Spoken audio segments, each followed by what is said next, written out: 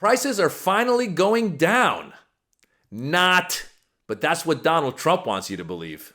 Prices are way down in our country. Energy is way down. I think you're going to see $2 gasoline very soon. I see that it's $2.50 in a lot of places, $2.50. We were heading to $5, $6, and $7.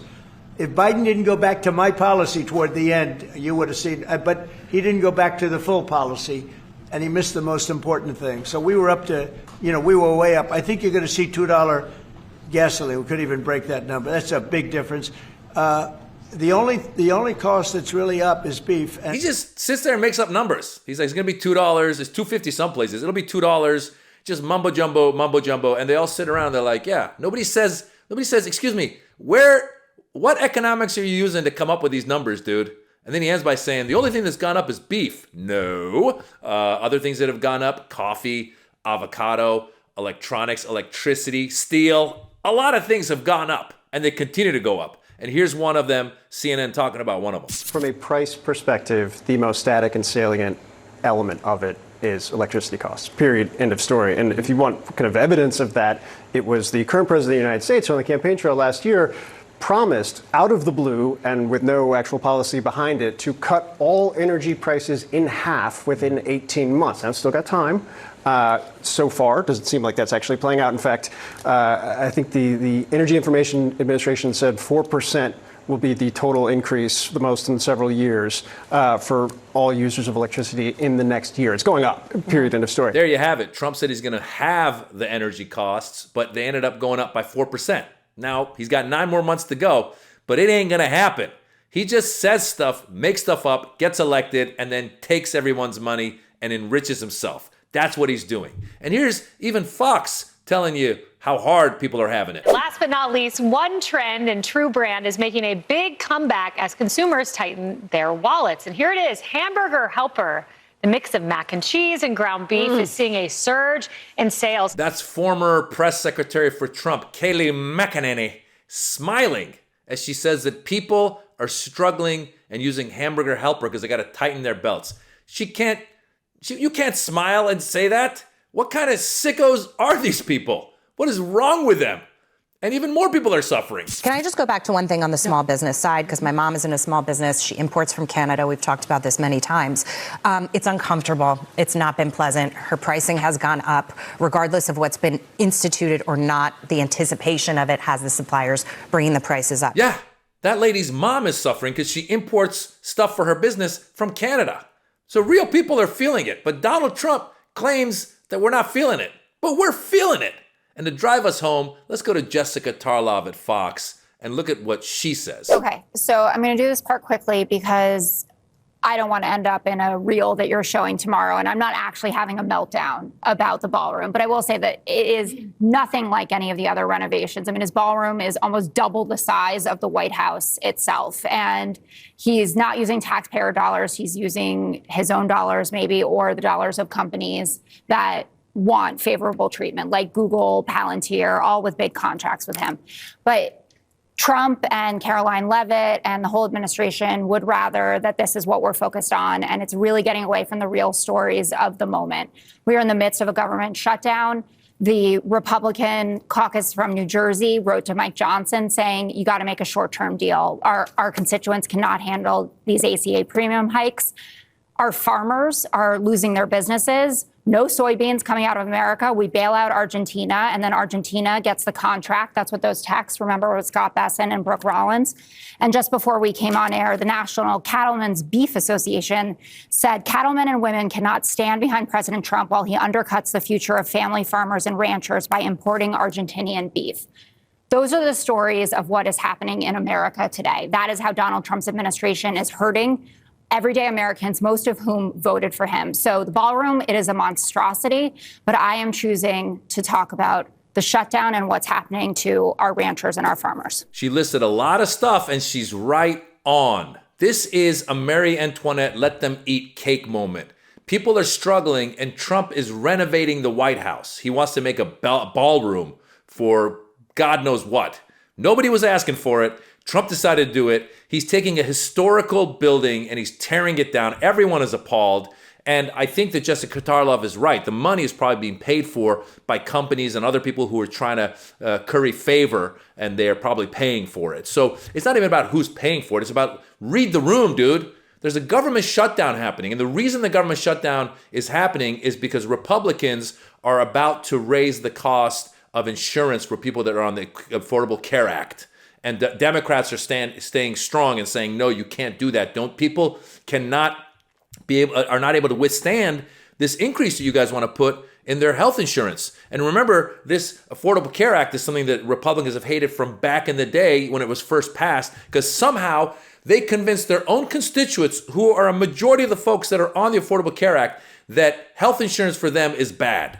They convinced them that. And then they tried to get rid of the law when Trump 1 came in. If remember, they had the vote in Congress, in the Senate. John McCain showed up and went like that, and Affordable Care Act lived another day. And now here we are, 10 years later. And if you recall, during the election, they asked Donald Trump, they go, you've always opposed the Affordable Care Act. Do you have a replacement? Because Donald Trump said, I'm going to have a beautiful replacement, better replacement than the ACA, than Obamacare. I'm going to have a better replacement.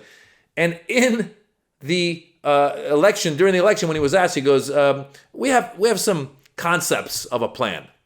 8 years later, concepts of a plan. Really? That's what you guys have?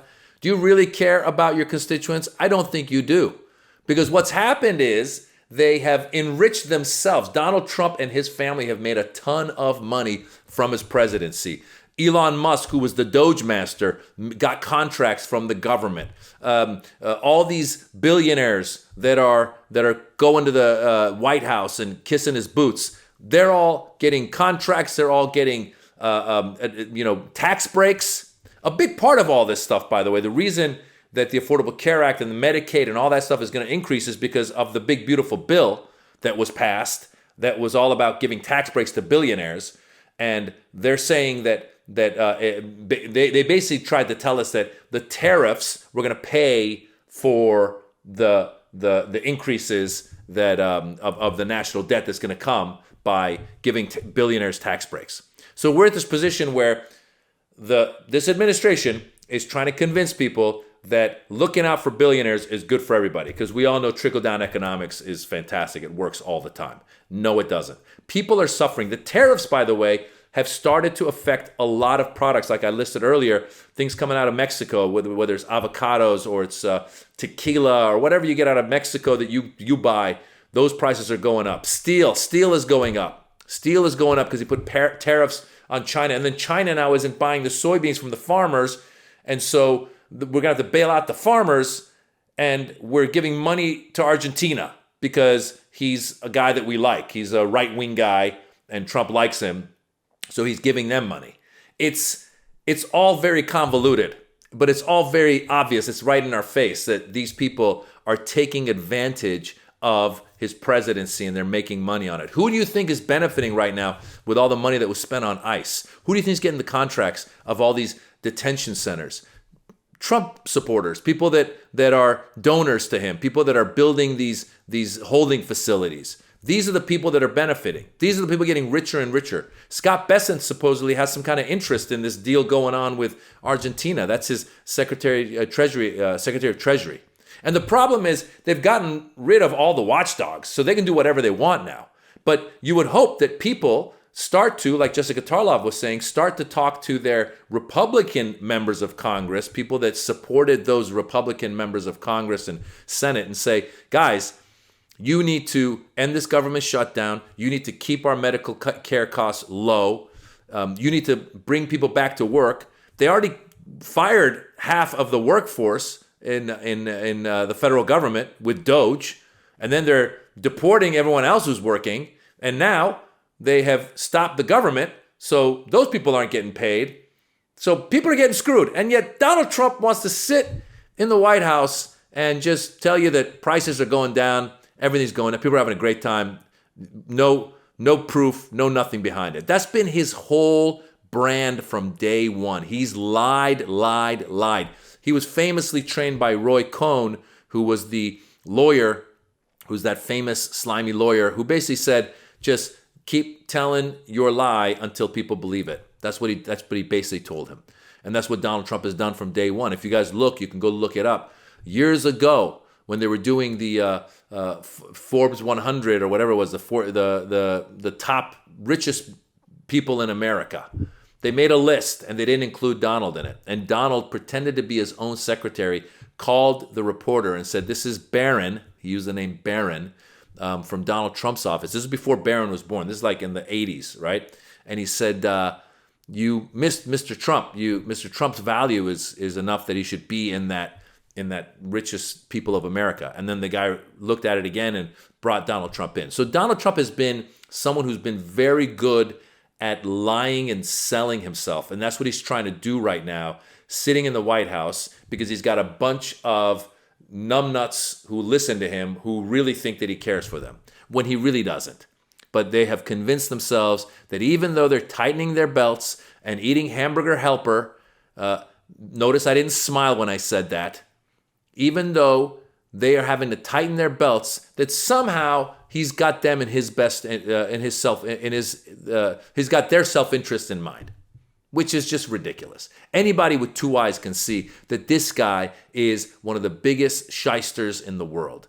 And it's all one big scam. And who knows, why is he doing this ballroom? It's not out of the goodness of his heart. He's probably doing this ballroom because he plans on, come election day in 2028, he's going to call in the Insurrection Act and say that people are protesting in the streets. Whoever was on his side won. Maybe he'll nominate his son. Maybe that's what he'll do. He'll put Don Jr. in, and then he'll keep the White House, and now Don Jr. has a ballroom. But this is really a Marie Antoinette moment. It really is, because it's totally tone deaf to everything that's going on. People are struggling. You and I both know. You go to a coffee shop tomorrow, order coffee, you will see that the prices have gone up. Look at your electricity bill. You will see that the prices have gone up.